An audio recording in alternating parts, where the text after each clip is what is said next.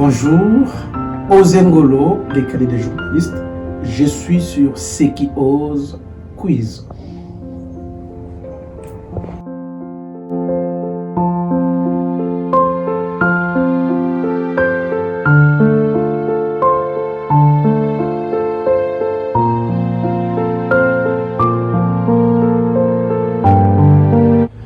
Osengolo est le fils de papa Ngolo Kumbi de Gaulle, Ngoski, et de maman Albertine Tamou Kamossi.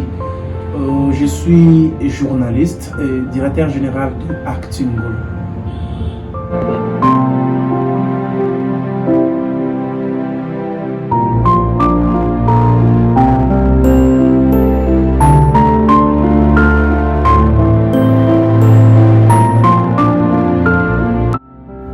Je suis journaliste, je suis un entrepreneur.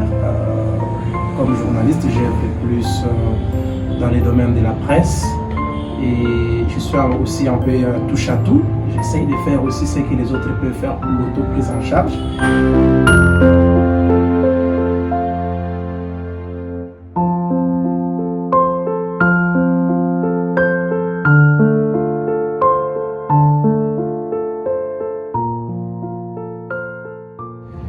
Ça fait 14 ans depuis que je suis dans ces domaines. C'est en 2009, au mois d'août, que j'ai commencé la presse dans une chaîne de télévision de la place. Une zone de télévision, c'était à Bandunduville. Là, j'étais encore en 6e des humanités.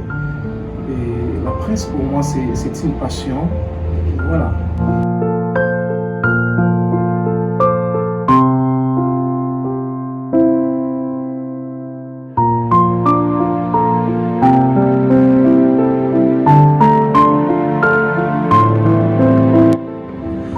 Le début n'a jamais été facile. Vous savez, quand on commence quelque chose, comme disent toujours le levier, le début a toujours été difficile. On a fait avec. Vous savez, quand on n'a pas une autorité au niveau de la presse, on cherche un invité. On a besoin de quelqu'un qui a une autorité qui est déjà connu. Toutes ces difficultés, et personne n'est quoi à vos capacités, à votre expérience. Ça n'a pas été facile, mais avec le temps, ça a marché.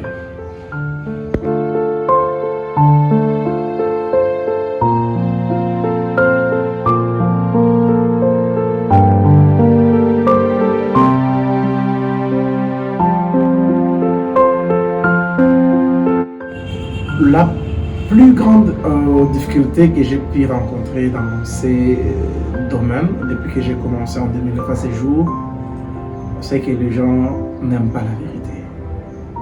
Et que quand vous parlez, vous dénoncez quelque chose, là on vous qualifie de tout nom. Là, vous n'êtes plus journaliste professionnel, vous êtes un journaliste d'un camp. Et quand vous parlez sur le camp de l'autre, les autres vous acclament, les autres vous attaquent. Alors, c'est ça, c'est une difficulté que je n'arrive pas jusqu'à la surmonter parce que il est aussi difficile de faire croire à tout le monde, de croire à ce que vous parlez, ou soit d'être de votre camp. Là, on fait avec, et aussi notre difficulté. Vous savez, récolter une information, c'est pas facile avec tous les risques, parce que notre métier n'est pas sécurisé en République démocratique du Congo. Quand on est journaliste, des fois on n'est pas considéré, on se rencontre avec des difficultés au niveau des terrains. Rencontrer la police, et la police qui ne vous respecte pas et qui peut voire même détruire vos matériels et regretter par la suite ou l'acte commis. Et aussi notre difficulté que vous pouvez avoir un sujet pour aborder les gens. Il y a des gens qui parlent bien en dehors de la caméra. Dès que vous mettez votre caméra, la personne fuit. Du coup, elle n'a plus d'idées, elle n'a plus à dire. Et mais vous devrez faire quelque chose pour donner l'information. Et surtout, la plus grande difficulté aussi que j'ai pu rencontrer au début, c'est d'avoir arraché une interview à un politicien de carrière, à une autorité, et aussi à des personnes qui ont déjà fait un nom, qui ont une autorité. Quand tu l'appelles, comme je l'ai dit tout à l'heure, il te pose d'abord la question de quel organe. Et déjà, quand tu es dans une presse ou dans une chaîne de télévision ou radio, une émission qui n'est pas encore connue, qui vient de commencer, là, directement, on met en cause votre expertise. On met en cause votre expertise. Il faut convaincre, mais c'est pas facile. Il faut toujours oser. Comme nous sommes aussi dans une émission, on dit ceux qui osent quiz. Donc on n'était pas fatigué, on a osé, on a essayé. Et ceux qui ont crié à nous, ils ont crié. On a fait avec.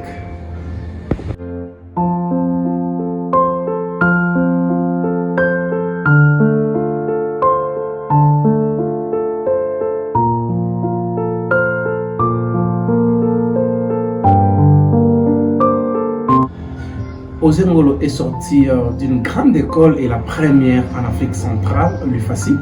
C'est là où j'ai été formé. J'ai fini en 2015 en SIC. Et pour compléter la plus grande formation que j'ai réussi à la toute première école de l'Afrique centrale, FASIC, il y a eu le professeur René Impoadelina qui m'a encadré, qui m'a formé en production audiovisuelle. Et aussi la chaîne de télévision Hop de Pasteur Kankenza qui nous a aidé aussi à une formation sur l'écriture journalistique, aussi comment chercher ou comment fabriquer une information sur terrain, et aussi une formation de la RFI que nous avons pu bénéficier. Et en ligne, là, c'est presque chaque jour j'apprends. Voilà là où Osé Ngolo sort de sa tête bien faite, Osé Ngolo que vous appréciez, c'est par là qu'il est passé.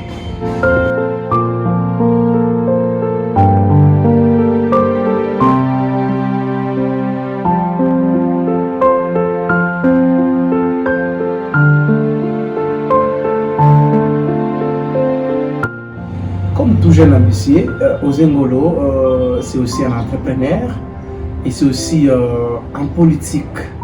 Pourquoi j'ai aussi voulu aller dans la politique? Parce que malgré être entrepreneur, malgré être jeune, on ne peut pas échapper à la politique, parce que si vous dites que vous êtes apolitique, la politique vous suivra, voire même dans votre assiette, dans votre téléphone, dans votre marché, et partout. On a la politique dans notre poche, dans notre sac, partout on est. On a la politique avec nous, et voilà, j'ai dit, bon, je ne peux pas me limiter qu'à un journalisme ou à l'entrepreneuriat. Je dois aussi choisir la politique pour bien accomplir mon rêve sur ce que je vais faire pour la jeunesse de la République démocratique du Congo. Et parce qu'on dit la jeunesse est l'avenir de demain, donc moi j'ai dit la jeunesse n'est pas l'avenir de demain, la jeunesse est l'avenir d'aujourd'hui, parce que demain c'est une promesse éternelle qui n'a jamais été accomplie. Demain n'existe pas, le demain se prépare aujourd'hui, parce qu'on ne vit pas le futur, on vit le présent en préparant le futur.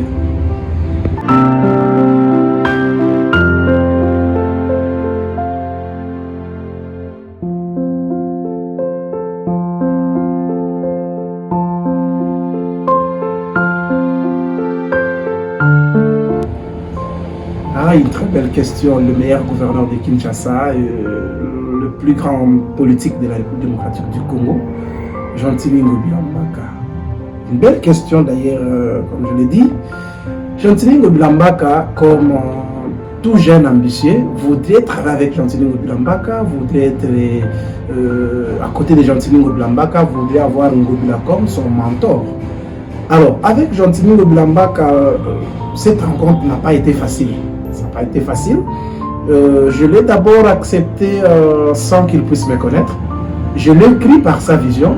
J'ai eu le temps d'étudier Ngobila avant qu'il puisse me connaître. Il y a un temps que je suivais ses actions, ses activités, ce qu'il faisait. Et j'ai dit, je me disais toujours, un jour, je vais travailler à côté de cet homme. Un jour, cet homme devrait être mon parrain politique. Un jour, cet homme devrait être mon modèle. Alors, il est arrivé aux élections au niveau de Kinshasa, de gouverneur, en 2019. Il s'est présenté comme candidat gouverneur de Kinshasa.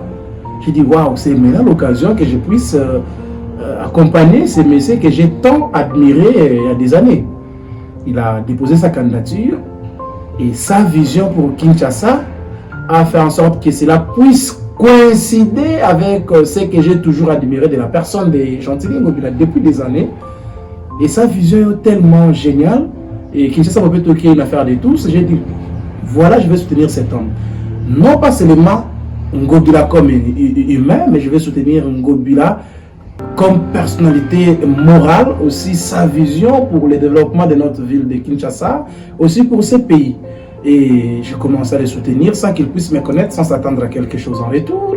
Et j'ai commencé à parler Ngobila, j'ai eu des risques que je pouvais prendre parce que j'ai dit, avec ce messieurs, on ne regrette jamais de l'avoir rencontré. Donc, on peut dire que je les soutenu et j'ai continué à les soutenir et je les soutiendrai toujours, aussi longtemps qu'ils seraient dans la politique. Et du coup, aujourd'hui, je suis devenu son enfant chéri. Donc, je suis devenu l'enfant adoptif des Gentilly Ngobila parce que ce que je fais, il m'oriente, il me guide pour que je puisse devenir aussi un jeune influent comme les autres pensent. Donc, derrière moi, il y a un guide.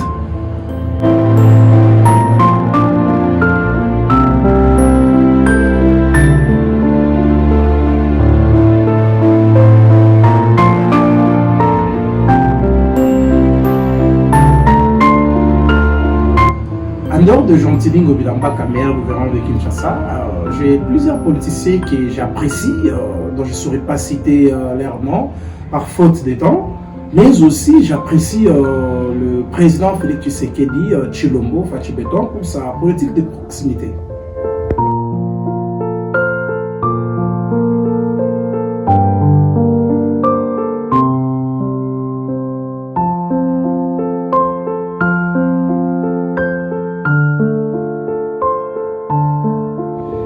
En journalisme, mon modèle, c'est Papa Kibambi Shintoa, DGD numérique à télévision.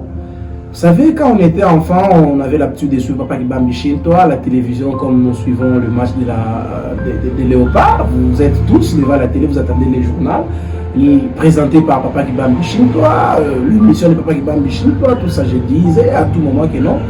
En tout cas, un jour, je serai comme Papa Kibambi Shintoa et pourquoi pas être encore plus que Papa Kibambi Shintoa. Donc, c'est mon modèle depuis mon enfance jusqu'à ce jour et peut-être jusqu'à ma mort. Papa Kibambi Shintoa vraiment reste mon modèle unique dans ce domaine du journalisme. Du côté politique, mon modèle, je vous l'avais déjà dit, mon modèle c'est Gentilly Ngobila Mbaka, qui reste jusque-là irremplaçable, partant de sa vision, de sa détermination, sa volonté, son dévouement pour le développement de Kinshasa et pour contribuer aussi au développement de notre pays, bien sûr derrière la vision du chef de l'État, Félix Antoine Tshisekedi Tshilombo.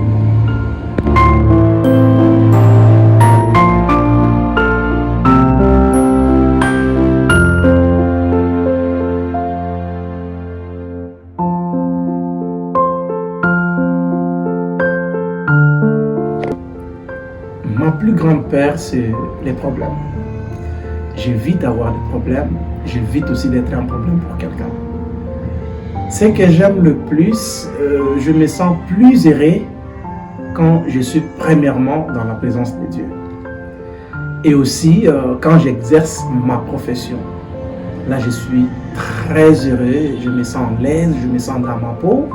Quand il faut répondre aux devoirs de ce que j'ai pu choisir, servir la nation, dénoncer, encourager, motiver, là je suis vraiment dans ma peau et là j'aime le plus. Et surtout travailler, rien que travailler.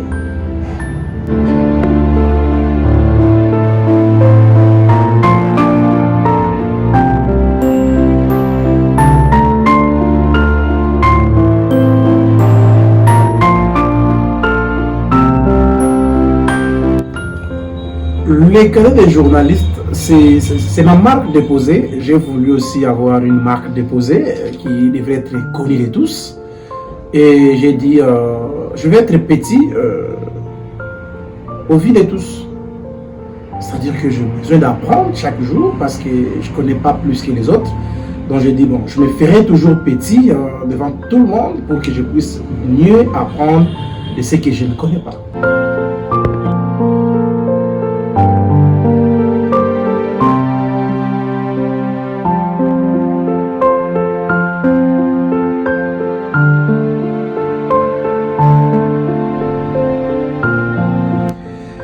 La vie est un combat, dit-elle, Madame Betty Hermas. Celles qui osent, osons tous les jours.